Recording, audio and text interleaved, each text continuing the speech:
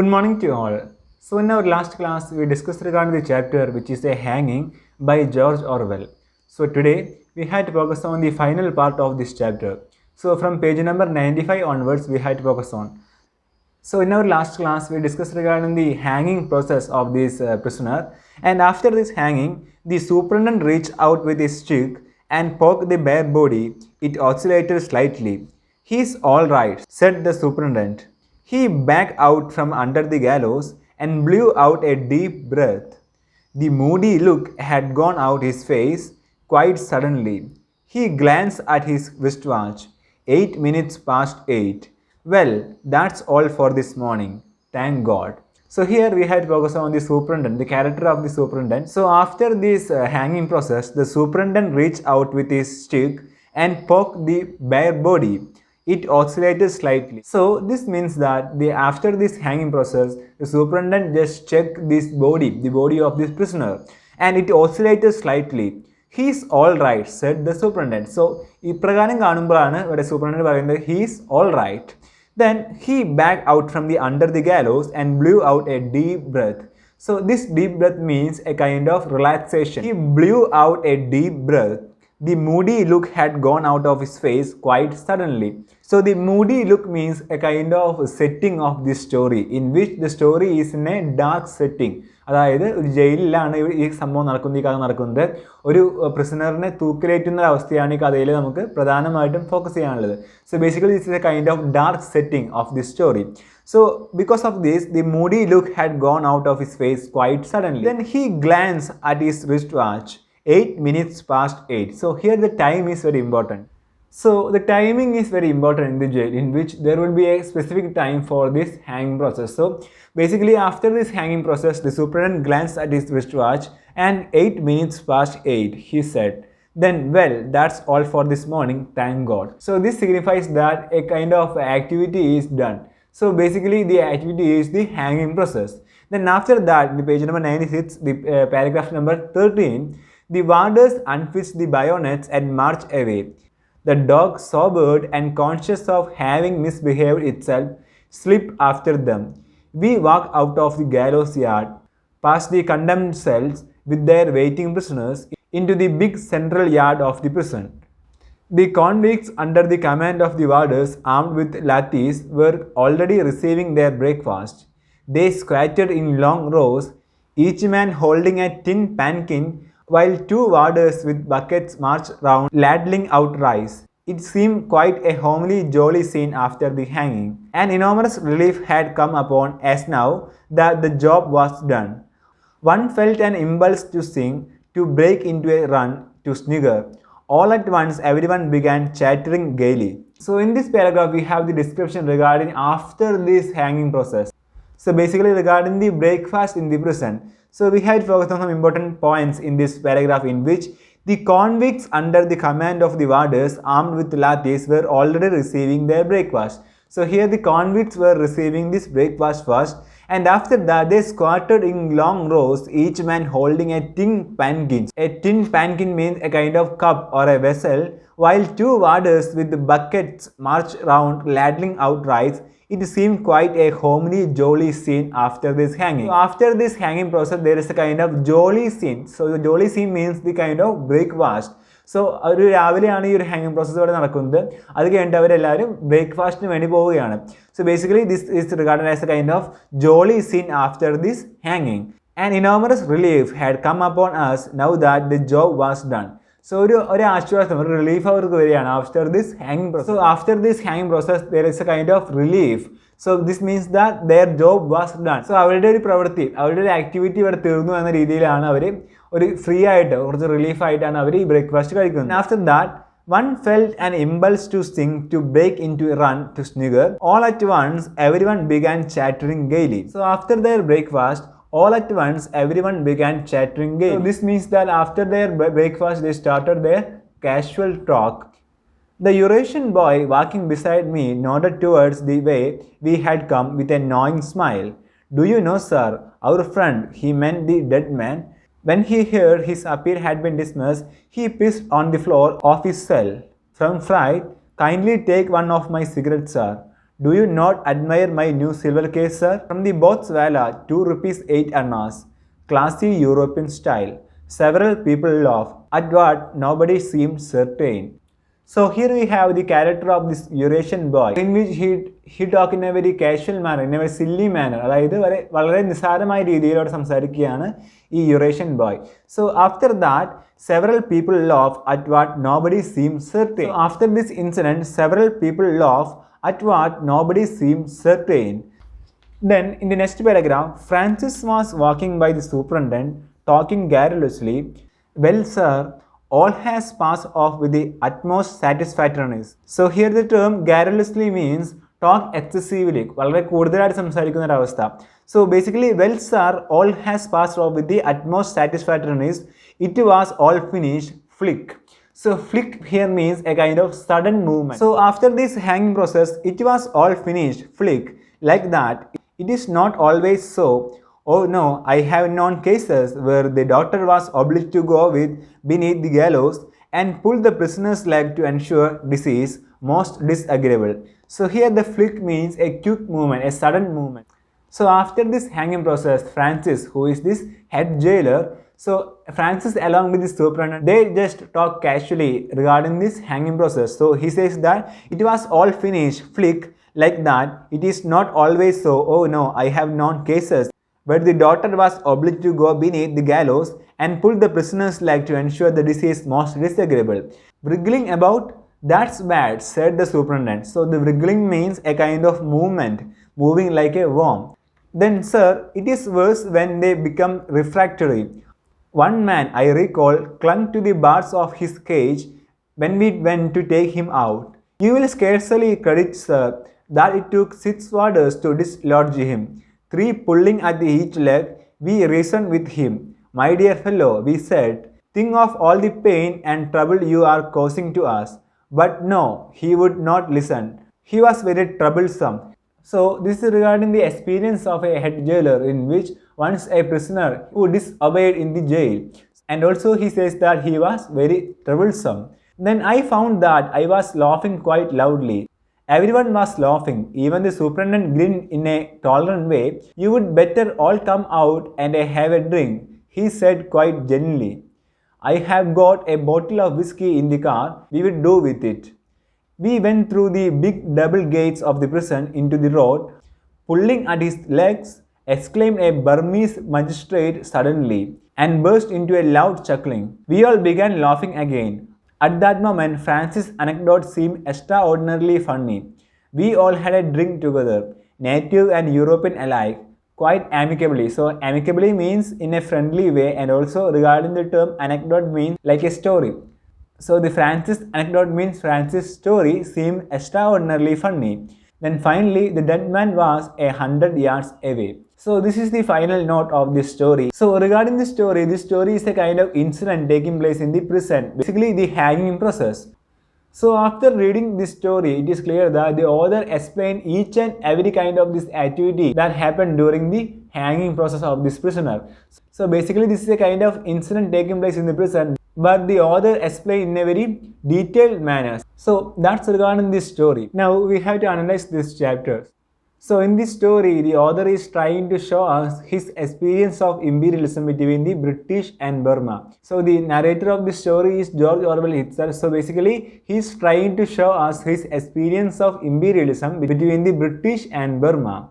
Then innocent people were hanged. They were not free. So ഇവിടെ innocent ആയ ആൾക്കാരാണ് ഇവിടെ തൂക്കിലേറ്റിയിരുന്നത്. They were not free. The setting of the story is in Burma in a jail cell. So regarding the setting of the story is in Burma in a jail cell. Then regarding the condemned cell, we were waiting outside the condemned cell. So condemned cell means a row of shreds fronted with the double bars like small animal cages. So the condemned cell is compared to the small animal cages. Then regarding the mood of the story, so basically this is a kind of dark sorrow setting. This creates a sad mood for the reader. So setting of the story is a jail, and also it is the kind of dark and sorrow setting, and it creates a kind of sad mood for the reader.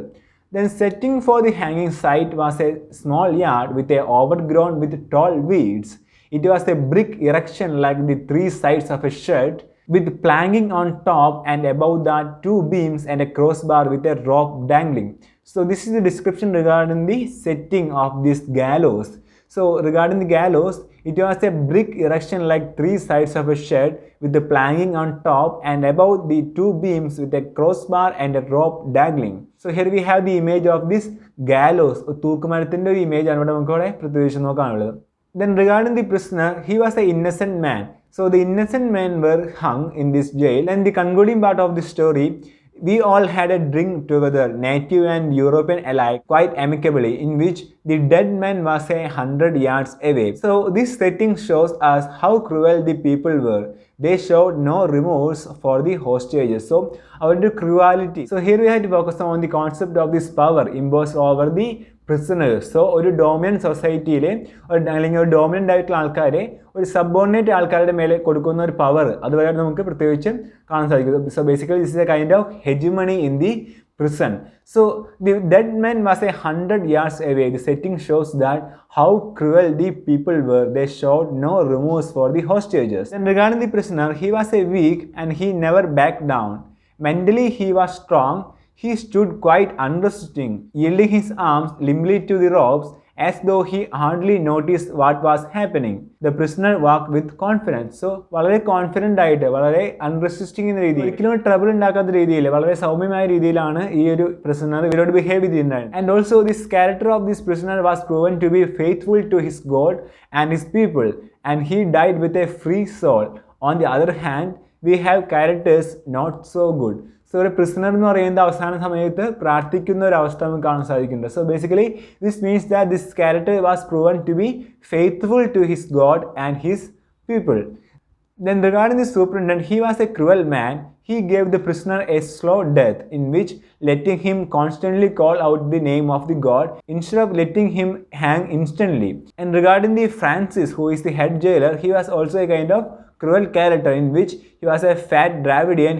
He wore a white drill suit with a gold spectacles. He didn't care about how the Indians felt when he killed them. He was also a cruel character. So ഇവിടെ തൻ്റെ കർത്തവ്യം മാത്രം നോക്കി പോകുന്ന ഹ്യൂമാനിറ്റിക്ക് ഒരു value പോലും കൊടുക്കാത്ത ഒരു ഹെഡ് ജയിലറാണ് ഫ്രാൻസിസ് എന്നൊരു ക്യാരക്ടർ നമുക്ക് ഇവിടെ കാണാൻ സാധിക്കുന്നത്. So basically he was also a kind of cruel character. Then we have the hangman in which he just follows his duty. And also regarding the dog at first acts like a normal dog, happy, excited. And most importantly, it sets the attitude of the scene. So ഈ ഒരു ഹാങ്ങിങ് സീനിൽ ഒരു attitude ഉണ്ടാക്കുന്ന രീതിയിൽ മാറ്റുന്ന ഒരു അവസ്ഥയാണ് ഈ ഡോഗ് എന്ന ക്യാരക്ടറിൽ ഈ ഒരു സ്റ്റോറിയിൽ നമുക്ക് കാണാൻ സാധിക്കുന്നത്. So it is also a kind of character in this story. Then they were hanging innocent people for not being one of them. At the beginning, the narrator seems shocked by the whole scene and was just observing what was happening. I had never realized what it means to destroy a healthy, conscious man. This man was not dying. He was alive just as we were alive. All the organs of his body were working. Bowels digesting food, skin renewing itself, nails growing, tissues forming, all toiling away in sonfulry. His nails would still be growing when he stood on the drop, when he was falling through the air with a tenth of a second to live.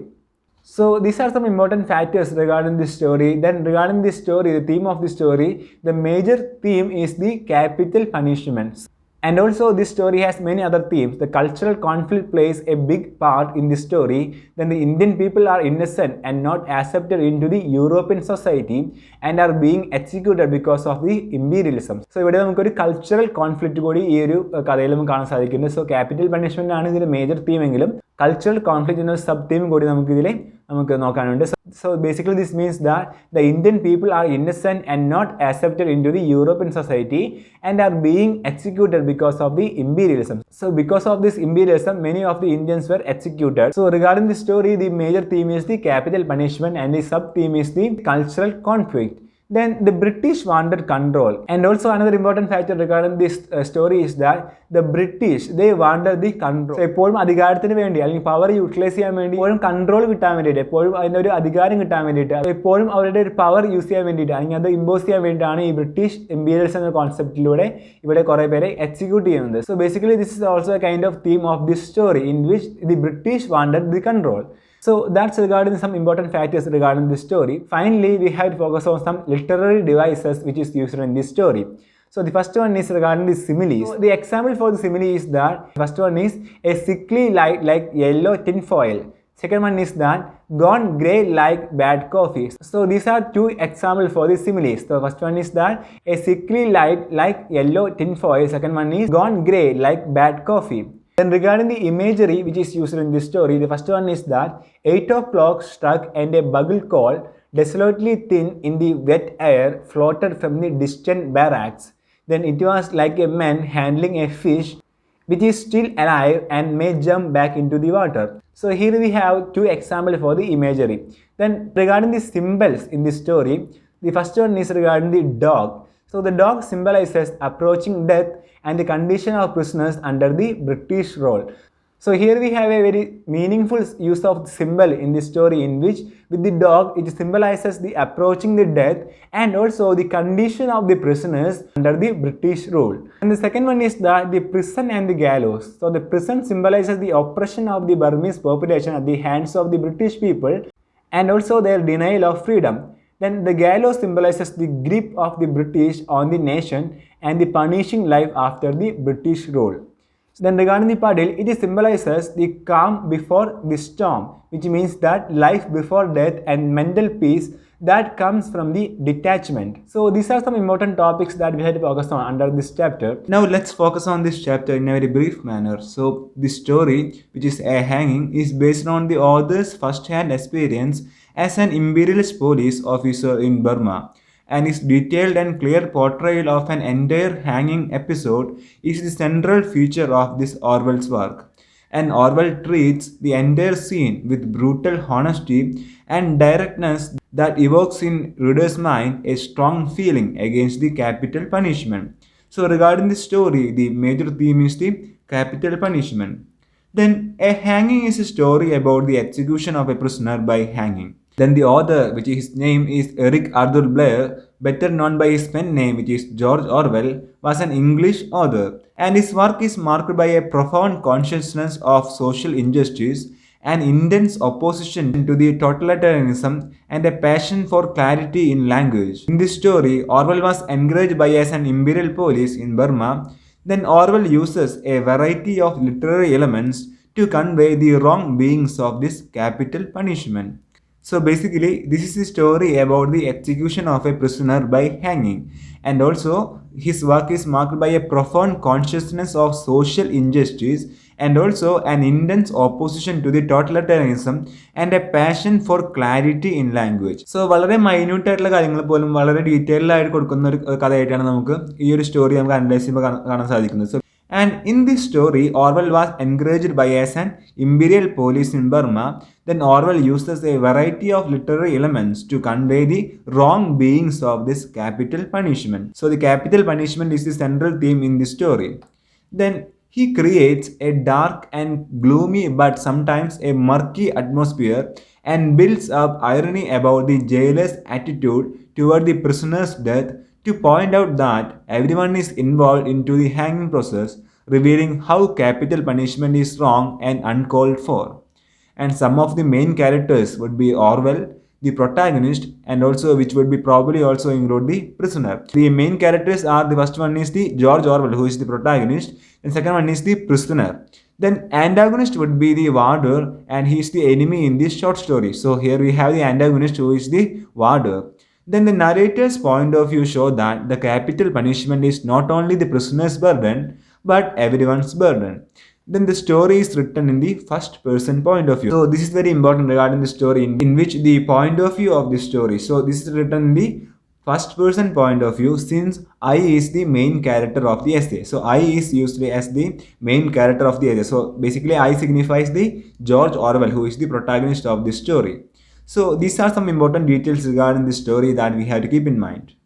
So today we discussed regarding the concluding part of this chapter and also some important details regarding this chapter, which includes the analysis of this chapter, then the literary devices used in this chapter, the theme, symbolism, the imagery, etc. So we have to focus on these important details regarding this chapter in order to get a clear idea regarding the whole chapter. And also we have one more topic in this chapter that we have to focus on. So we'll be focusing this topic in the next class, which is the irony used in this chapter. and also we have some important questions that we have to focus on. So all these kinds of details we'll be focusing on the next class. So that's regarding this chapter. So that's for today. Thank you. Happy learning.